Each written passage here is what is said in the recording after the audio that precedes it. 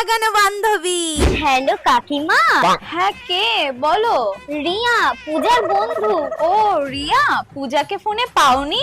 না না, ভাবলাম পূজার মন খারাপ নাকি, তাই ফোন করলাম। কেন, কি হয়েছে? ও তো বাড়িতে নেই। ও বাড়িতে নেই, আসলে তো আমাদের কালকে অঙ্ক খাতা দিয়েছে। কি? কাল তোমাদের অঙ্ক খাতা দিয়েছে? হ্যাঁ, ও তোমাকে বলেনি? কই না তো। ও, ওর মনে হয় মনটা খারাপ ছিল, তাই। আমি তো 99 পেয়েছি। পূজা কত পেয়েছে? ও তো আসলে, তুমি কিছু মনে করো না, ও 41 পেয়েছে। তুমি কিন্তু ওকে বকো না। ও 41 পেয়েছে, তাই তো।